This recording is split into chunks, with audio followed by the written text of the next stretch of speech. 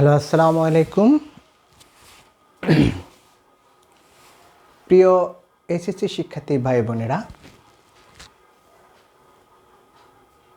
আজ আমরা ঢাকা বোর্ড 2022 তড়িৎ রসায়নের রসায়ন দ্বিতীয় পত্রের ঢাকা বোর্ড 2022-এর সৃজনশীল প্রশ্ন নিয়ে হাজির হয়েছি। আমরা আজকের এই প্রশ্নটির সমাধান করব। আমরা দেখতে পাচ্ছি আমাদের হোয়াইট বোর্ডে লেখা আছে, একটি তড়িৎ কোষ দেওয়া আছে। এখানে এই তড়িৎ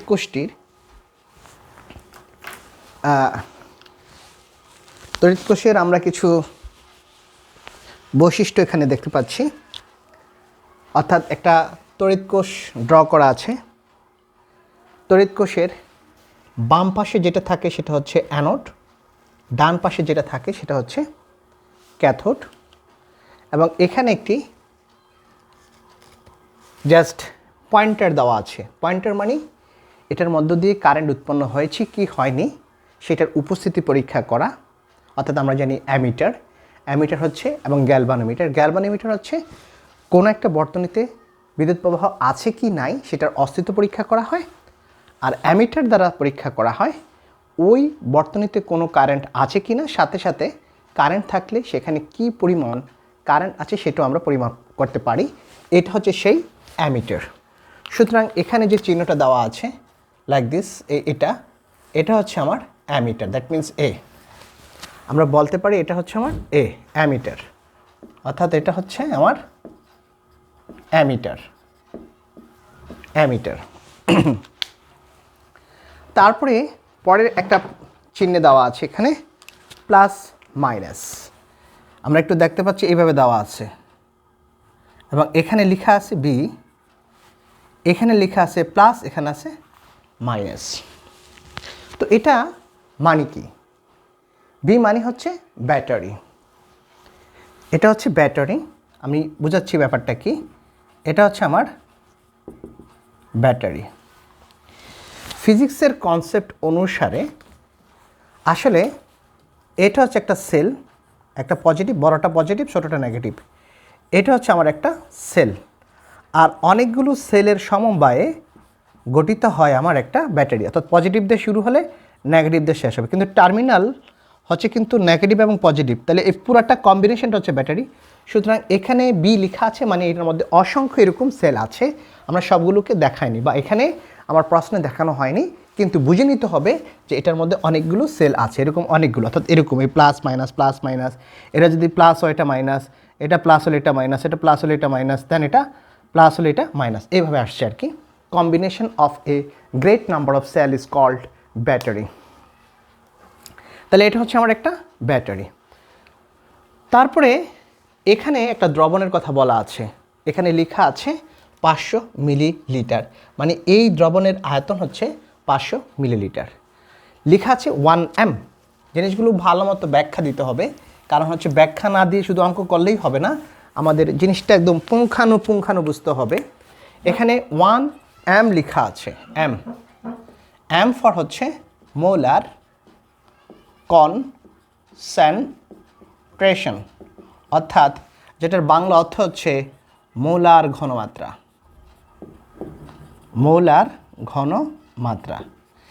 এই মোলার ঘনমাত্রাকে আমরা জানি এটাকে লেখা হয় মোল পার লিটার। ভালো মতো খেয়াল রাখতে হবে। অর্থাৎ এটার হচ্ছে মোল, আর এটা হচ্ছে তার আয়তন। মোলকে মোল এককে এবং আয়তনকে লিটার এককে প্রকাশ করলেই যেটা পাওয়া যায় সেটা হচ্ছে 1m, অর্থাৎ 1 মোলার। এবং যখন কোনো একটি দ্রবণের ঘনমাত্রাকে মোল পার লিটার এককে প্রকাশ করা হয়, এইভাবে যে ঘনমাত্রা আমরা নির্ণয় করব সেটাকে আমরা বলবো মাস অ্যাকশন বা ভর ক্রিয়া, বা এই সূত্রটাকে আমরা বলবো ভর ক্রিয়ার সূত্র। অনেকগুলো ল কিন্তু আছে, এগুলো খুব ভালো মতো আমাকে বুঝতে হবে। তাহলে 1m দেওয়া আছে। 1m মানে হচ্ছে মোলার ঘনমাত্রা 1, আর দ্রবণটা হচ্ছে নিকেল নাইট্রেট। তার মানে NiNO3 নিকেল নাইট্রেট। যেহেতু নাইট্রেটের যোজনী 1, তাহলে নিকেলের যোজনী হবে এই 2 প্লাস আর -1। তাহলে এই নিকেলের যোজনী 2। এখন এই নিকেলটা ধাতু হলে তার তুল্য সংখ্যা হয়ে যাবে 2। অর্থাৎ এই জিনিসগুলো আমাকে বের করতে হবে। এবার আমরা আসি, যেহেতু আমরা একটু ব্যাখ্যা দিলাম, আমি আরও কিছু কথা ব্যাখ্যা দিব, কারণ আমরা যেহেতু এই অধ্যায়টির উপর তেমন ক্লাস দেওয়া হয়নি, আমরা এখন ধারাবাহিকভাবে এটার উপর অনেক ক্লাস ইনশাল্লাহ দিয়ে যাব, যাতে করে সবাই এটার উপর অনেক জিনিস ক্লিয়ার হয়ে যেতে পারে এবং পরীক্ষা আসলে যাতে দিতে পারে। এই জায়গাটার মধ্যে এটা হচ্ছে আমার একটা এই একটা দ্রবণ, এটা একটা দ্রবণ। এই দ্রবণটা কিসের দ্রবণ? এটা হচ্ছে নিকেল নাইট্রেটের দ্রবণ। দ্যাট মিনস হচ্ছে এই নিকেল নাইট্রেটটাকে, নিকেল নাইট্রেটের মধ্যে যখন আমি পানি দিব তখন সেখান থেকে উৎপন্ন হবে কি? সেখান থেকে আমার উৎপন্ন হবে নিকেল 2+, দেন অ্যাকোয়াস, দেন হচ্ছে নাইট্রেট NO3 মাইনাস অ্যাকোয়াস, দেন 2। অর্থাৎ এখানে এটার মধ্যে যদি যখন আমি একটা নিকেল দিব, নিকেলের দণ্ড নিকেল নাইট্রেট দ্রবণের মধ্যে যখন দিব, তখন এই পুরো ব্যবস্থাটিকে বলা হবে নিকেল ইলেকট্রোড বা নিকেল তড়িৎধার। কি বলা হবে? নিকেল তড়িৎধার। যদি লবণটা কপার সালফেট হতো, কপার সালফেটের মধ্যে যখন আমি কপার তড়িৎধার দিতাম তখন, কপার দণ্ড দিতাম, তখন সেটার নাম হয়ে যেত কপার তড়িৎধার। এবং মনে রাখতে হবে একটা তড়িৎ কোষের মধ্যে দুটো পার্ট থাকে, একটা ধনাত্মক পার্ট, একটা ঋণাত্মক পার্ট।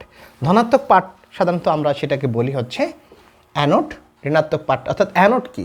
অ্যানোড এই যে বাম পাশে যেটা, বাম দিকে যেটা থাকবে, বাম দিকে যেটা অবস্থান করবে সেটা হচ্ছে আমার অ্যানোড। ডান দিকে যেটা অবস্থান করবে, ডান দিকে, সেটা হচ্ছে আমার ক্যাথোড। এই অ্যানোডে হয় অক্সিডেশন মানে জারণ ঘটে, আর ক্যাথোডে হচ্ছে রিডাকশন ঘটে অর্থাৎ বিজারণ ঘটে। অক্সিডেশন মানে সে হচ্ছে ইলেকট্রন ছেড়ে দিবে, আধুনিক সংজ্ঞা অনুসারে সেই ইলেকট্রন ছেড়ে দিয়ে ধনাত্মক আয়নে পরিণত হলে তখন আমরা সেই বিক্রিয়াটাকে বা ঘটনাটাকে বলবো অক্সিডেশন রিঅ্যাকশন, অক্সিডেশন অথবা জারণ। আর ক্যাথোডে কী হবে? ক্যাথোডে হচ্ছে সে টোটাল ইলেকট্রনগুলো গ্রহণ করবে, ইলেকট্রনগুলো গ্রহণ করে সেখানে ওই ইলেকট্রনগুলো অর্থাৎ যে আয়নটা আছে সে আয়ন ইলেকট্রন গ্রহণ করে সে নিউট্রালাইজ হয়ে সেটা আস্তে আস্তে এই জায়গায় জমা হতে থাকবে। জমা হতে থাকলে সেখান থেকে আমরা এটাকে আলাদা করতে পারবো। অর্থাৎ সেই ইলেকট্রন যেহেতু গ্রহণ করছে এই জন্য প্রক্রিয়াটার নাম হচ্ছে রিডাকশন অর্থাৎ বিজারণ, এবং বিজারণটা হয় কোথায়? ক্যাথোডে। এই হচ্ছে মোটামুটি আমার একটা তড়িৎ কোষের যে স্ট্রাকচার বা গঠন। আমরা প্রথম থেকে যেহেতু ক্লাসগুলো দেইনি, আছে কিন্তু তখন আমাদের ক্লাসগুলো ওরকম হাইলাইটেড করা হয়নি, আমরা কাগজে দিয়েছিলাম। এই জন্য কেউ যদি ওখানে খুব বিস্তৃত আকারে লেখা আছে সেগুলো দেখলেও অনেক কিছু ক্লিয়ার হবে। তো আমরা যখন একটা তড়িৎ কোষের তড়িৎচালক শক্তি বের করতে চাই, তড়িৎচালক শক্তি বা আমরা যেটাকে বলি electromotive force, that is EMF, এই জিনিসটা একটু ব্যাখ্যা দিতে হবে। হোয়াট ইজ ইলেকট্রোমোটিভ ফোর্স বা এটা কি, অর্থাৎ আমার তড়িৎচালক শক্তি কি? যেমন এটা হচ্ছে আমার একটা সেল, এই সেলের মধ্যে এটা পজিটিভ, এটা নেগেটিভ, এটার গায়ে লেখা আছে আমার 1.5 ভোল্ট। এটা আছে কি আমার 1.5 ভোল্ট। আমি কি করব? আমি হচ্ছে একটা লাইট জ্বালাতে চাই, এই লাইটটাকে জ্বালাতে চাই এটা দ্বারা, অর্থাৎ এই 1.5 ভোল্ট দ্বারা আমি এই লাইটটাকে জ্বালাতে চাই। তাহলে লাইটটাকে জ্বালাতে চাইলে কি হবে? আমি এটাকে এটার সাথে কানেকশন দিব, এটাকে এটার সাথে কানেকশন দিলে হয়তো এটা জ্বলে উঠবে। কিন্তু প্রশ্ন হচ্ছে যখন আমি এটাকে কানেকশন দেই নেই এখন, অর্থাৎ এখন মাত্র দিব, সে অবস্থায় এটার তড়িৎচালক শক্তি কত? সে অবস্থায় এটার তড়িৎচালক শক্তি হচ্ছে 1.5 ভোল্ট। খুব ভালো মতো বুঝতে হবে। যখন টি আস্তে আস্তে অর্থাৎ সময় যখন যাচ্ছে, অর্থাৎ 1 মিনিট চললো, 2 মিনিট চললো, 3 মিনিট চললো, 4 মিনিট চললো, যতই চলতে থাকবে আমার এই ভোল্টেজটা কিন্তু আর তখন 1.5-এ ফিক্সড থাকবে না, সেটা আস্তে আস্তে আস্তে কমতে থাকবে। যেমন সেটা যদি আমি দেখি, যেমন 1.499, 1.48, হ্যাঁ 0, তারপরে 1.45, হ্যাঁ 1.3, এভাবে আস্তে আস্তে কমতে থাকবে। একটা সময় ভোল্টেজটা কি হয়ে যাবে, ভোল্টেজ হবে 0.00 ভোল্ট একটা সময়। তাহলে প্রাথমিক অবস্থায় যখন টি ইকুয়াল টু 0 ছিল, যখন আমি এই সেলটাকে এটার সাথে সংযুক্ত করিনি, এই অবস্থায় যে ভোল্টেজ, সেই ভোল্টেজকে বলা হবে আমার ইএমএফ, ইলেকট্রোমোটিভ ফোর্স, তড়িৎচালক শক্তি। বাট যখন এই ভোল্টেজ অর্থাৎ এই ব্যাটারিটা যখন এই কোষটা বা সেলটা যখন সে এটাকে জ্বালাচ্ছে, এই লাইটটাকে প্রজ্বলন করছে, অর্থাৎ সে যখন আলো দিচ্ছে, তখন তার আস্তে আস্তে ভোল্টেজটা কমছে। এই ভোল্টেজকে বলা হয় সেল ভোল্টেজ। কোন ভোল্টেজ? অর্থাৎ একদম প্রত্যেকটা ভোল্টেজকে আমরা বলবো সেল ভোল্টেজ। আর ইনিশিয়ালি যে ভোল্টেজ সেটাকে বলা হয় ইএমএফ। এটা হচ্ছে ইএমএফ এবং সেল ভোল্টেজ, এই দুটার মধ্যে কি পার্থক্য, সেই পার্থক্যটা আমরা একটু দেখে নিলাম। এবার আমরা আসি তো দেখি একটা তড়িৎ কোষের এই ভোল্টেজ অর্থাৎ ইএমএফ কিভাবে নির্ণয় করতে হয়। নির্ণয় করার প্রক্রিয়াটা কি, খুব ইন্টারেস্টিং। আমরা জানি যেহেতু একটা সেলের মধ্যে, একটা তড়িৎ কোষের মধ্যে দুটো পার্ট থাকে, একটা অ্যানোড একটা ক্যাথোড। তাহলে অ্যানোডের টোটাল যে তড়িৎচালক শক্তি, ক্যাথোডের যে তড়িৎচালক শক্তি, এই দুটার টোটাল যে তড়িৎচালক শক্তি, এই দুটার যোগফলই হচ্ছে একটা সেলের তড়িৎচালক শক্তি। এটা হচ্ছে একদম প্রথম স্টার্টিং পয়েন্টের কথা। তাহলে আমি বলতে পারি that means E cell equal to E A plus E C. তো আমি যখন এই ভোল্টেজটা অর্থাৎ ইএমএফ আমি যখন 25 ডিগ্রি সেলসিয়াস তাপমাত্রায় এবং 1 ব্যারোমেট্রিক প্রেশারে যখন আমি নির্ণয় করব, তখন আমি সেটাকে বলবো প্রমাণ অবস্থায় তার তড়িৎচালক শক্তি। এটাকে আমি বলবো অ্যানোডের, যেহেতু অ্যানোডও তো আমার একটা তড়িৎচালক শক্তি আছে, তাহলে সেটা আমি 25 ডিগ্রি সেলসিয়াস তাপমাত্রায় এবং 1 ব্যারোমেট্রিক প্রেশারে নির্ণয় করতেছি, তাহলে সেটা হবে অ্যানোডের প্রমাণ তড়িৎচালক শক্তি। এটা হবে ক্যাথোডের প্রমাণ তড়িৎচালক শক্তি। যখনই প্রমাণ আসবে, প্রমাণ কথাটা, তখন এই চিহ্নটা অর্থাৎ নট দিয়ে দিতে হবে। এটা দ্বারা বোঝায় প্রমাণ অবস্থা। প্রমাণ অবস্থা মানে টেম্পারেচার হচ্ছে আমার 25 ডিগ্রি সেলসিয়াস বা 298 কেলভিন এবং চাপ হচ্ছে 1, এটা কিন্তু বার ফর ব্যারোমেট্রিক প্রেশার। এই জিনিসগুলো কিন্তু ক্লিয়ারলি মনে রাখতে হবে। এই একটা সূত্র দিয়েই কিন্তু আমরা যে কোনো সেলের তড়িৎচালক শক্তি বের করতে পারি। এখন অ্যানোডে আমরা জানি কি হয়, জারণ হয়। তাহলে যে কোনো বিক্রিয়ার জন্য জারণ মানে অক্সিডেশন লিখে দিব। আর ক্যাথোডে আমার কি হয়, বিজারণ মানে আমি রিডাকশন লিখে দিব। বাস।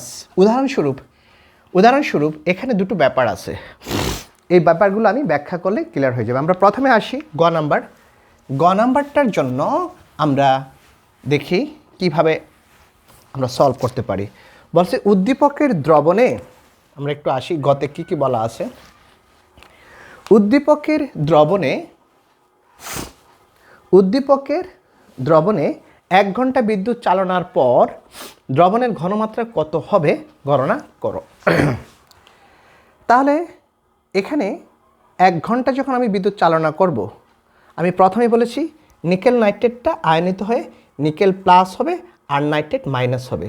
তাহলে প্লাসটা কোথায় যাবে, এই যে এটার দিকে আসবে, এখানে এসে আস্তে আস্তে জমা হতে থাকবে। তাহলে যত জমা হতে থাকবে নিকেল আস্তে আস্তে কী হবে, নিকেলের পরিমাণটা কমে যাবে, বাট পানির যে পরিমাণটা ছিল, এটার যে আয়তন, সেটা কিন্তু ঠিকই থাকবে। তাহলে উদ্দীপকের দ্রবণে 1 ঘন্টা বিদ্যুৎ চালানোর পর দ্রবণের ঘনমাত্রা কত হবে, এটা নির্ণয় করার জন্য আমরা প্রথমে জানি ঘনমাত্রা, দ্যাট মিন যেহেতু এখানে মোলার ঘনমাত্রা দেওয়া আছে, তাহলে মোলার ঘনমাত্রা হিসাব করার সূত্র হচ্ছে C = 1000 W divided by M × V then millilitre. যখন মিলিলিটার থাকবে তখন 1000 চলে আসবে। এটা হচ্ছে দ্রবের ভর, এটা দ্রবের আণবিক ভর। এখান থেকে আমরা বের করব যে 1 মিলিলিটার দ্রবণে কতটুকু আমার দ্রব আছে। দেন যখন আমি বিদ্যুৎ চালনা করলাম, এই দ্রব থেকে কতটুকু দ্রব সরে গেল। যেমন প্রাথমিক অবস্থায় তার ভর ছিল W1, বিদ্যুৎ চালনা করার পর আমার কতটুকু এখানে সঞ্চিত হলো, সেটা W2। তাহলে এখন দ্রবণে আছে কত, কারণ প্রথমে ছিল W1, এখন সঞ্চিত হলো W2, আর দ্রবণে থাকবে that will be W1 minus W2। W1 হচ্ছে প্রাথমিক অবস্থায় যেটা ছিল, W2 হচ্ছে যেটা সঞ্চিত হয়েছে, এই দুটার বিয়োগফল হচ্ছে দ্রবণে এখন কতটুকু নিকেল আছে। এই নিকেল দিয়ে আমি কি করব, তার ঘনমাত্রা বের করে ফেলবো একই সূত্র দিয়ে। তাহলে আমার দুটো জিনিস জানতে হবে, একটা হচ্ছে W1 আর একটা হচ্ছে W2। তাহলে প্রথমে তো আমরা আসি যে কিভাবে আমি W1 বের করব। স্টার্টিং আমরা প্রথমেই জানি ঘনমাত্রা C সমান হচ্ছে আমার 1000 W, এটা দ্রব, ডিভাইডেড বাই m অফ দ্রব ইন্টু V, বাট ভিটা হচ্ছে মিলিলিটার এককে। এখানে C কত, C হচ্ছে আমার 1m, 1 মোলার ঘনমাত্রা। V কত, V হচ্ছে 500 মিলিলিটার। আর mটা কি, আণবিক ভর। দুটো ব্যাপার, এখানে কি আমি আণবিক ভর কাউন্ট করব নাকি পারমাণবিক ভর কাউন্ট করব। যেহেতু আমি পুরা নিকেল নাইট্রেট কিন্তু নিচ্ছি না, নিকেল নাইট্রেট নিলে সেটা হবে আণবিক ভর, অর্থাৎ পুরোটা কাউন্ট করব। যেহেতু নিকেল হচ্ছে আমার এখানে ধাতু বা মেটাল, সেটার আমি ভর নির্ণয় করলে সেটা হবে আমার পারমাণবিক ভর। তাহলে এটা হচ্ছে 58.7। অর্থাৎ আমরা জানি নিকেলের পারমাণবিক ভর হচ্ছে 58.7। এই মানটা আমরা নিয়ে নিব, অর্থাৎ নিকেলের পারমাণবিক ভর 58.7 এটা নিব। আর কি আছে এখানে, আয়তন আমি সব কাউন্ট করলাম। তাহলে আমরা W1টা বের করব। এখানে আমি ড্রপের জায়গায় আমি W1 লিখব, এটা ওয়াট। তাহলে আমরা দেখি সির মান তো আছে 1, শুধু মানটা কাউন্ট করি। দেন 1000 ইন্টু W1, m হচ্ছে 58.7 ইন্টু B হচ্ছে আমার 500, তাহলে 50 দুগুণে 100। দেন W1 হবে 58.7 ডিভাইডেড বাই 2 এত গ্রাম। দ্যাটস ইকুয়াল টু, আমরা এখানে নিয়ে আসি, দেখি তো কত আছে, আমরা একটু বের করে ফেলি। ওকে, দ্যাটস ইকুয়াল টু 58.7 ভাগ হচ্ছে 2, 29.35। দ্যাট মিন্স 29.35 গ্রাম। তাহলে প্রাথমিক অবস্থায় আমি W1টা এখানে লিখে রাখি, W1 পাইলাম হচ্ছে 29.35 গ্রাম। ওকে, তাহলে এটা আমরা পেয়ে গেলাম। এবার আসি, আমরা যে 1 ঘন্টা বিদ্যুৎ চালনা করলাম, এই 1 ঘন্টা বিদ্যুৎ চালনা করার জন্য কতটুকু নিকেল আমার সঞ্চিত হলো সেটা বের করি। তাহলে কতটুকু নিকেল সঞ্চিত হলো সেটা বের করার জন্য আমরা ফ্যারাডের যে প্রথম সূত্র আছে, W equal to ZIT। W হচ্ছে সঞ্চিত পদার্থের ভর, আয়নের ভর, Z হচ্ছে তড়িৎ রাসায়নিক তুল্যাঙ্ক ওই ধাতুর, I হচ্ছে প্রবাহিত তড়িৎ প্রবাহ মাত্রা, আর T হচ্ছে আমার সময়। T হচ্ছে আমার এখানে সময়। তো আমরা 1 ঘন্টা বিদ্যুৎ চালনা করা হলে এখানে আমরা 1 ঘন্টা যখন বিদ্যুৎ চালনা করব,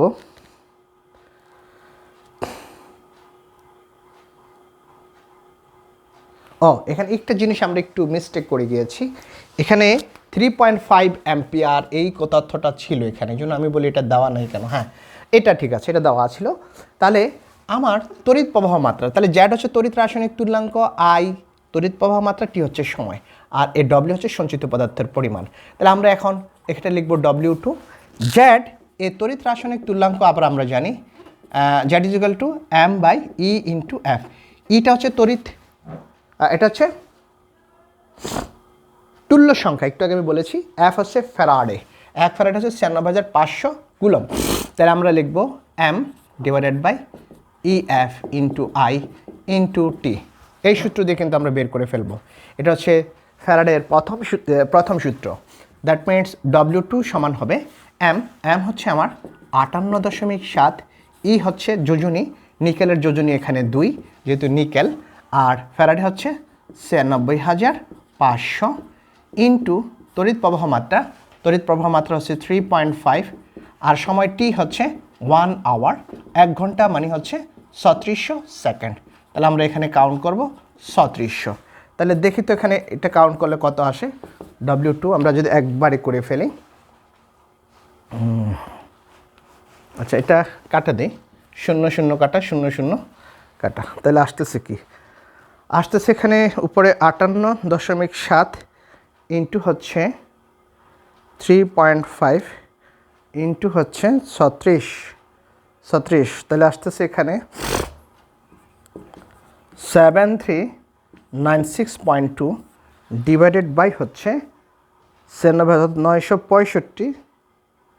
965 ইন্টু 2 96,500, তাহলে 1930।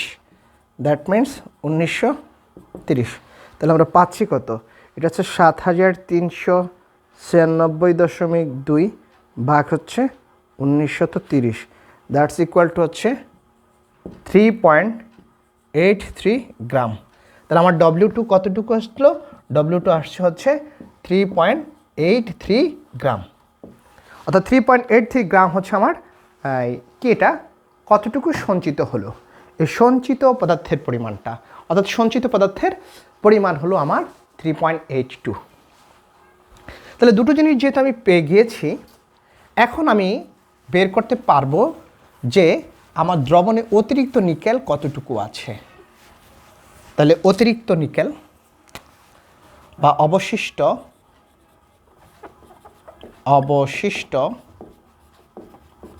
নিকেলের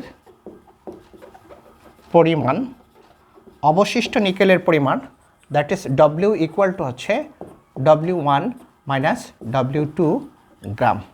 তাহলে ডব্লিউর মান তো আমার দিয়ে দেওয়া আছে 29.35, আর W2 আছে 3.83, দেন এত গ্রাম।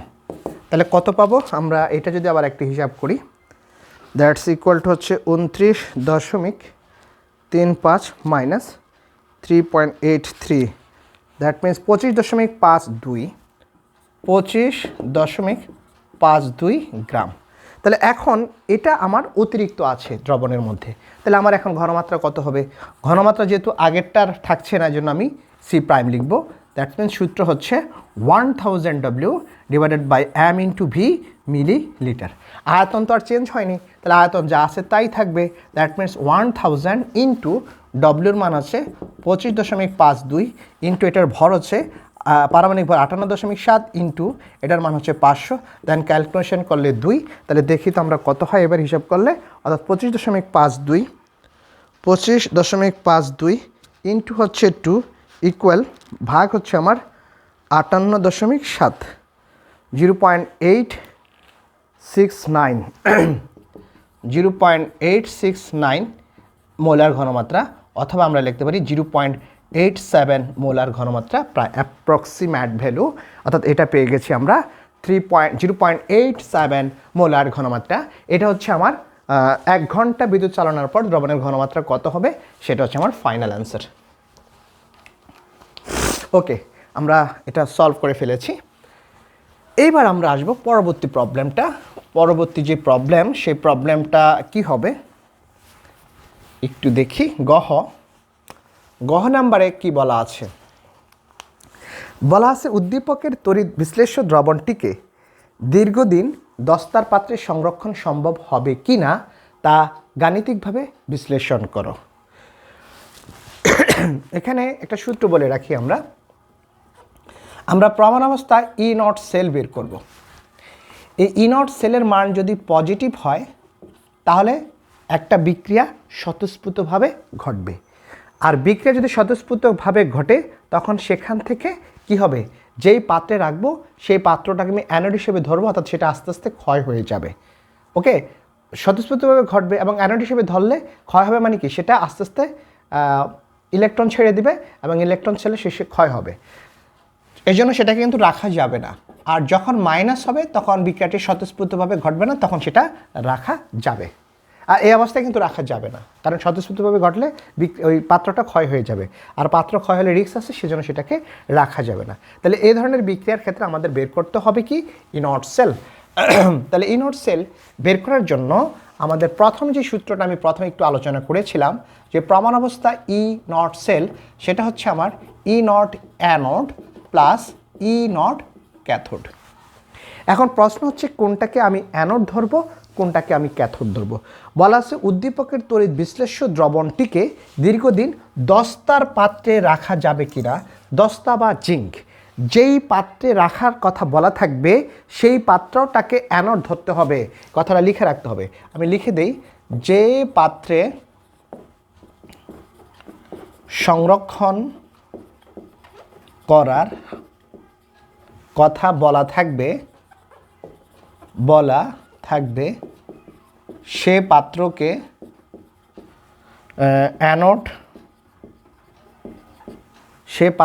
অ্যানোড ধরতে হবে। যে পাত্রে সংরক্ষণ করার কথা বলা থাকবে সে পাত্রকে অ্যানোড ধরতে হবে। তাহলে আমরা যেহেতু জিঙ্কে বলা হয়েছে, তাহলে জিঙ্কে হবে আবার অ্যানোড, অর্থাৎ তাহলে E not cell that's equal to, এটা হবে অ্যানোড। অ্যানোডে কী হবে, অ্যানোড ধরতে হবে। অ্যানোডে জারণ হয়, তাহলে ZN, দেন Zn2+ হবে, আর বাকিটা হবে ক্যাথোড বিজারণ। বিজারণে কে আছে, কাকে রাখতে হবে, উদ্দীপকের তড়িৎ বিশ্লেষ্য দ্রবণটিকে, অর্থাৎ নিকেল। তাহলে এটা হবে নিকেল 2+, দেন হচ্ছে নিকেল। তাহলে এটা হচ্ছে আমার জারণ, এটা হচ্ছে বিজারণ। বলে কীভাবে জারণ, আমরা যদি একটু ব্যাখ্যা দিই, এটা দিস ইজ সলিড, আর এটা হচ্ছে Zn2+, দিস ইজ অ্যাকোয়াস। খুব মনোযোগ দিয়ে জিনিসটা ক্লিয়ার করতে হবে, কারণ এই জিঙ্ক এবং Zn2+ দুইটার ভৌত অবস্থা এক নয়। এটার ভৌত অবস্থা হচ্ছে সলিড, অর্থাৎ এটাও কঠিন, আর এটা জলীয় দ্রবণ। অ্যাকোয়াস মানে জলীয় দ্রবণ, তাদের ভৌত অবস্থা এক না। তাহলে ভৌত অবস্থা এক না থাকলে আমরা এরকম একটা স্ল্যাশ চিহ্ন দিব, অথবা আমরা একটা কমাও দিতে পারি। কেউ যদি এরকম লিখে এটা ভুল হবে না, কমা দিয়েও কিন্তু আমরা এটাকে রিপ্রেজেন্ট করতে পারবো। ওকে, তাহলে এটা সলিড, আর এটা হচ্ছে আমার অ্যাকোয়াস সলিউশন। যেন এটার জারণ মান 0, কারণ যে কোনো মৌলের জারণ মান 0। তাহলে যেহেতু এটা মৌল অবস্থায় আছে, এটা আয়নিত অবস্থায় নাই, তাহলে তার জারণ মান 0। আর এখানে তার জারণ মান হচ্ছে 2+। তাহলে আমরা দেখি এইখান থেকে এই অবস্থায় তার জারণ মান কী হচ্ছে, অর্থাৎ অক্সিডেশন নাম্বার যেটা সেটা বৃদ্ধি পেয়েছে, 0 থেকে 2+ হয়েছে। আমরা জানি জারণ মান বৃদ্ধি মানে হচ্ছে সেটা অক্সিডেশন রিঅ্যাকশন। তাহলে এটা হচ্ছে জারণ বিক্রিয়া ঘটেছে, আর জারণ বিক্রিয়া যেহেতু ঘটেছে, সুতরাং এটা হলো আমার জারণ। আর অ্যানোডে জারণ ঘটে, তাহলে এটা অ্যানোড। ক্যাথোডে কি হলো, একই রকমভাবে ব্যাখ্যা যদি আমি একটু দেই। ওকে, আমরা যদি একই রকমভাবে ব্যাখ্যা দেই, ক্যাথোডে যেটা সেটা হচ্ছে আমার নিকেল 2+, দেন অ্যাকোয়াস থেকে হবে, দেন হচ্ছে নিকেল সলিড। তাহলে আমরা এখানে দেখতে পাচ্ছি এটা অ্যাকোয়াস, এটা সলিড, ভৌত অবস্থা ভিন্ন, সুতরাং একটা স্ল্যাশ চিহ্ন দিয়ে দিব, অথবা নিকেল 2+ অ্যাকোয়াস, দেন একটা কমা দিব, নিকেল সলিড। এখানে জারণ মান হচ্ছে 2+, আর এটা জারণ মান 0। তাহলে তার জারণ মান কী হলো, 2+ থেকে 0 হয়েছে, তার মানে জারণ মান বা অক্সিডেশন নাম্বারটা হ্রাস পেয়েছে। হ্রাস পাইলে সেটা হচ্ছে রিডাকশন, অর্থাৎ এই ক্ষেত্রে বিক্রিয়াটা হচ্ছে আমার রিডাকশন বা বিজারণ। এটা কি বিক্রিয়া, বিজারণ বিক্রিয়া, রিডাকশন হয়েছে।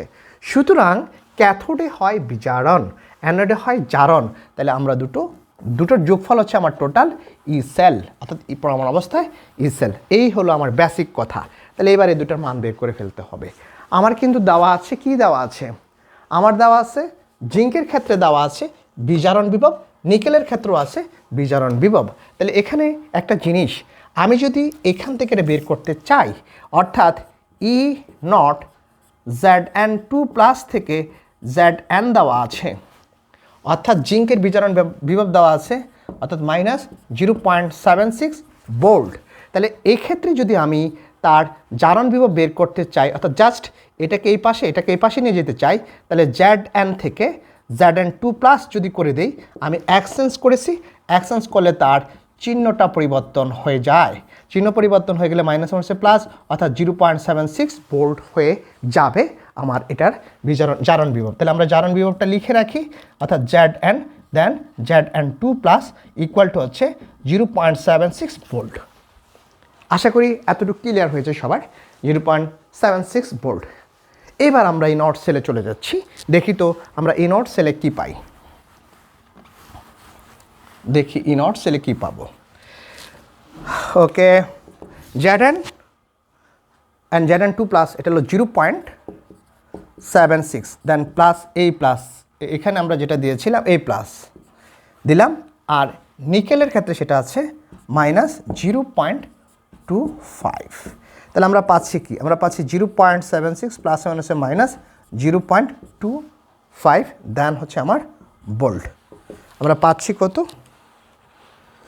আমরা পাচ্ছি হচ্ছে এখানে দেখি 0.76 মাইনাস 0.25, দ্যাটস 0.51। এটা প্লাস পাচ্ছি, প্লাস 0.51 ভোল্ট। প্লাস মানে কি, বিক্রিয়াটি স্বতঃস্ফূর্তভাবে ঘটবে, আর বিক্রিয়াটি স্বতঃস্ফূর্তভাবে ঘটলে এটা কি ক্ষয় হবে। সুতরাং জিঙ্কের দস্তার পাত্রে আমি নিকেল নাইট্রেট দ্রবণকে রাখতে পারবো না, অর্থাৎ বিক্রিয়া স্বতঃস্ফূর্তভাবে ঘটবে। প্লাস যেহেতু আসছে, তাহলে বিক্রিয়া স্বতঃস্ফূর্তভাবে ঘটবে, সুতরাং রাখা যাবে না। সংক্ষেপে বললাম, রাখা যাবে না। এইভাবে আমরা কি করব, এই ধরনের প্রবলেমগুলো যখন আসবে ইনশাল্লাহ আমরা সলভ করে দিব। আশা করি আজকের যে আলোচনা, এই প্রশ্নটা একাধিক বোর্ডে একাধিকবার এসেছে। হ্যাঁ, বিশেষ করে এই যেমন ঘনমাত্রা নির্ণয়, তারপরে জিঙ্কের দস্তার পাত্রে সংরক্ষণ করা সম্ভব হবে কি না, এ ধরনের প্রশ্ন অসংখ্যবার এসেছে।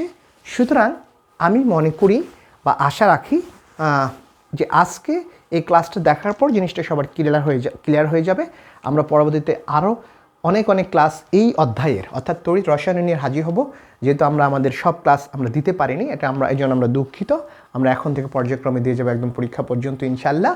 তো ততক্ষণ পর্যন্ত সবার শুভকামনা এবং সুস্বাস্থ্য কামনা করে আমরা আজকের মতো এখানে ক্লাসটি সমাপ্ত করছি। আল্লাহ হাফেজ।